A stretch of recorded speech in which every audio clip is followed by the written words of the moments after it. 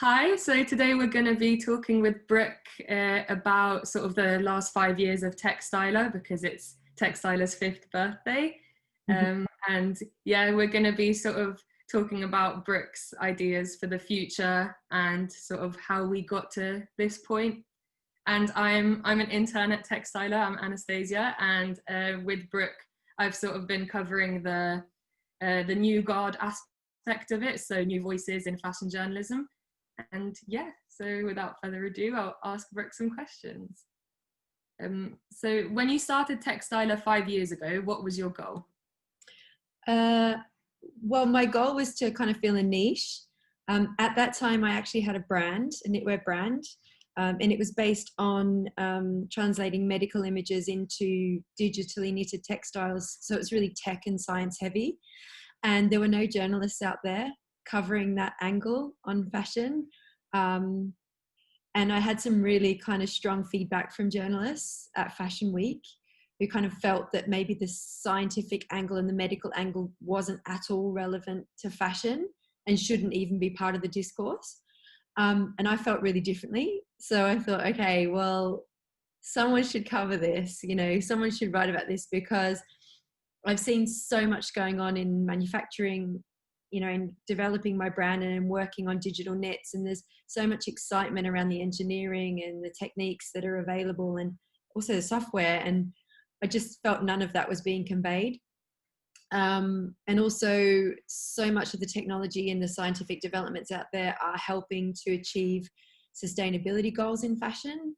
And that hasn't really been covered elsewhere to any kind of degree that helps people understand it. So I just really wanted to fill that gap.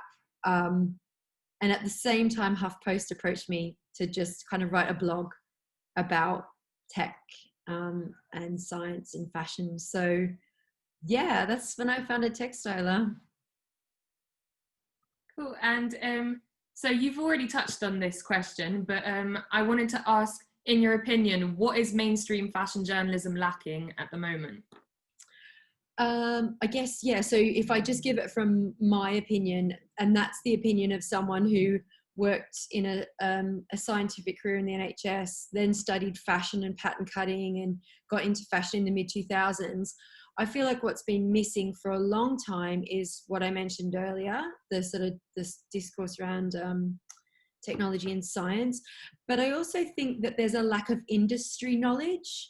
There's a real gap between the people reporting on fashion and the people working in fashion. And there's a real lack of understanding of how the industry actually works internally. And because I've had a brand and I've consulted as a designer for big brands, including LVMH, I really understand how things work. So I think that's, in a way, that's what's missing. But I also get that it's important to be removed from the industry, and this is something that you're kind of finding as a journalist now, I know, because you're going to be part of the industry, but you also need to critique the industry. So I think what I cover, what I do at Techstyler and what I do at Forbes and those other places is bring that industry insider point of view that can understand and explain things. I don't think I'd be able to do fashion critique. I don't think, or kind of, talk about fashion in those other ways, but I'm trying to fill that gap, I guess. And for me, that's what's been missing, and hopefully it's not missing anymore. Well, not as much anyway. Yeah. So in your time at Techstyler, what would you say have been your highest and lowest moments? Oh man, there's been lots of highs and lows. It's been 5 years now. It's really hard actually to remember it. It's really weird because fashion moves so fast. I think some of the high points have been when we've joined companies like Slow Factory and Celine Saman and her team to cover the study hall and to get involved with her events and to understand the kind of breadth of knowledge beyond what we see in kind of daily fashion press, to understand it from much more of a cultural perspective. And also I think joining the sustainable angle and covering the report that summarised the Future Fabrics Expo in January, which is a premier sustainable materials event globally for the fashion industry. So that's been really, those have been really pivotal, I think. And also getting involved with the industry in Bangladesh. I'm really passionate about the fashion industry and the manufacturing sector in Asia. It's the heart of the fashion industry. And that's not just fast fashion, that's luxury as well. It's lesser known, but it's a fact that a great proportion of luxury product is made in Asia. So yeah, just being involved with the industry there and being involved in the Fashion Technology Summit in Dhaka, the capital of Bangladesh, meeting a lot of manufacturers there, understanding how they operate and how they're modernizing. That is a huge high point. I feel like it's really taken us into the industry, and it's helped us be really well informed and balanced on a subject that's often not reported in a balanced way. Right, it's quite murky, that sort of area. Yeah, it's absolutely, murky is the word. It really is. And it's because it's confusing. No doubt it's confusing. And for every horrifying case of bad practice, there's another factory that's platinum certified for its sustainability credentials and world class. This is a problem we have in the fashion industry. So many things are addressed in a binary way. It's sustainable or it's not. So it's fast fashion or it's high fashion. It's, it's just so black and white, so oversimplified. So I think Techstyler being involved in all these different initiatives has helped us really see those different shades of grey and to understand things on a deeper level and hopefully convey that to our audience, which is, I think, a far more inquisitive, critical and kind of questioning person than maybe just your average sort of reader who just wants to kind of see the news. Did I cover the highs and lows? You covered the highs. I don't think you mentioned the lows. Oh God, the lows. The lows. I mean, COVID's been a high and a low. It's been a low because I lost my partner in crime, Steph, she's on maternity leave now, but before then, because our work slowed down during COVID, we didn't have enough work for both of us to continue together. So it's definitely a low. Just coming into the office actually and seeing everyone, I miss that. That's kind of difficult. What other lows have we had? I think that's the main thing. It's just really around the people, I would say. I just want to be able to do what we do kind of more and more, and COVID's made that hard. So, but we're working through it. Like, I'm positive about the future, and we've got another high coming soon, I hope, with the new website. So fingers crossed that kind of pushes everything in the direction that we hope, particularly with the new guard. Yeah, exciting. So what are your plans for Techstyler going forward then? So I really want to kind of hand over a chunk of Techstyler. It was kind of my blog in the beginning, and then it became a bit bigger platform for reports and industry advisory, which I continue to do for institutions and for brands. But I really want to hand over the feature and the opinions aspect to a new generation of journalists like you and others who I've been conversing with, and also just other creatives who have a different point of view. The fashion industry needs to change. It needs to evolve, and I think that needs fresh perspectives. I think it needs people who are kind of digging at it from a new angle.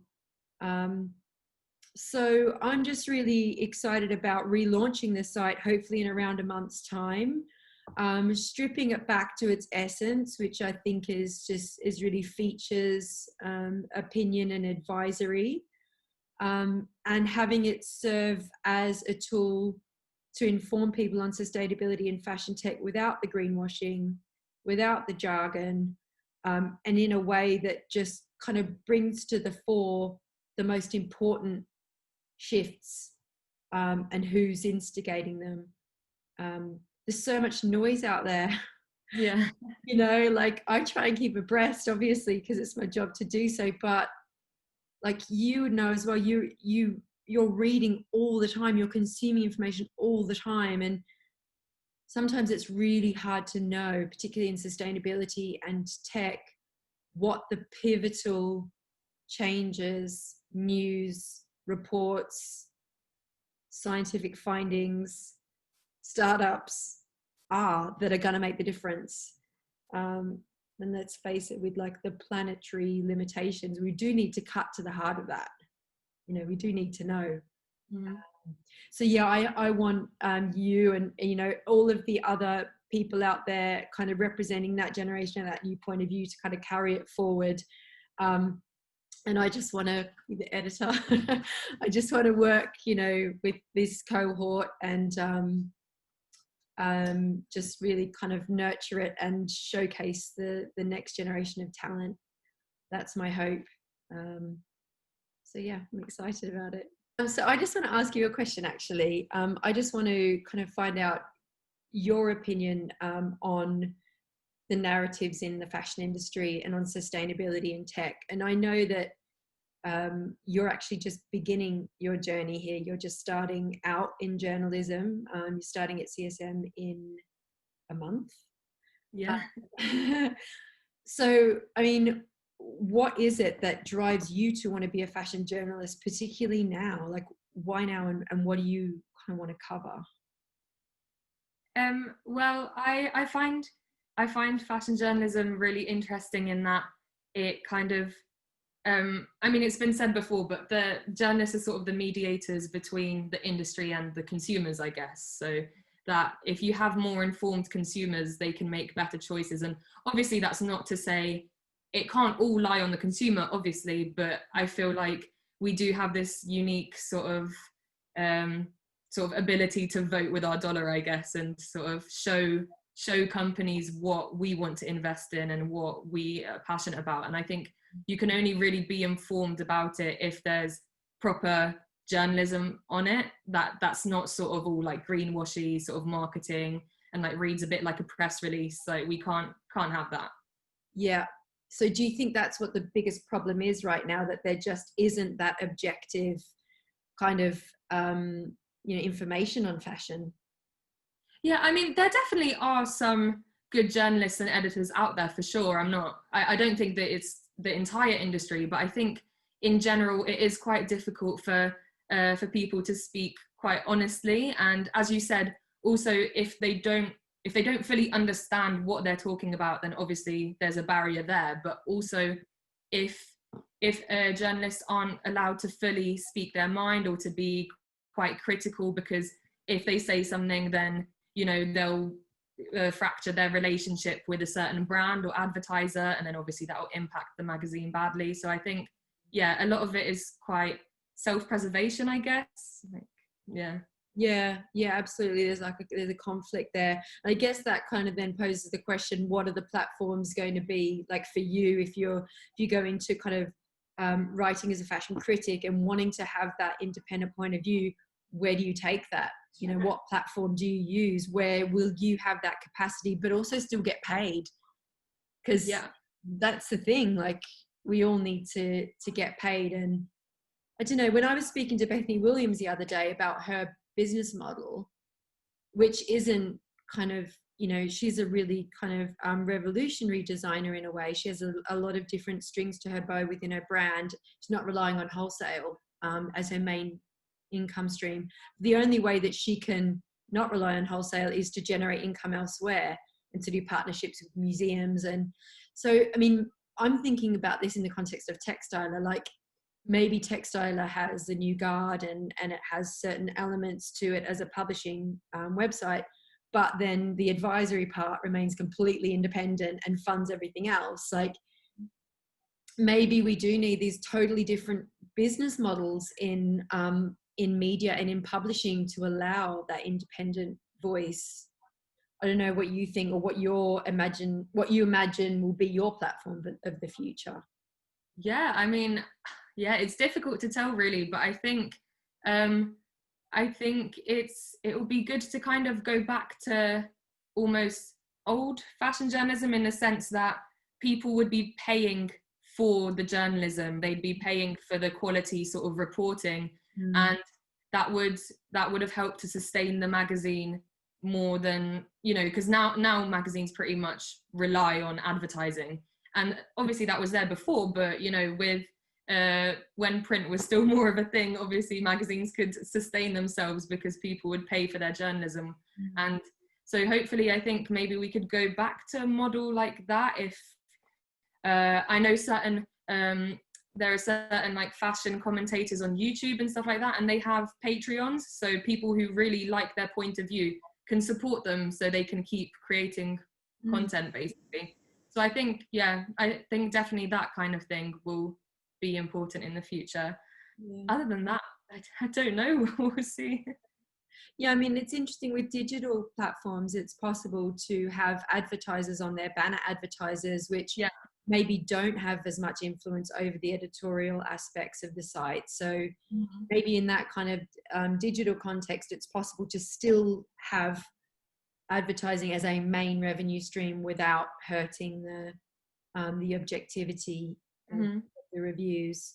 But yeah, it's an interesting one. But yeah, I'm really excited to see what comes next, and hopefully some of that cool stuff will happen on Techstyler. Yeah. Yeah. So yeah, thanks for speaking with me. It's quite exciting to see where Techstyler is going to go.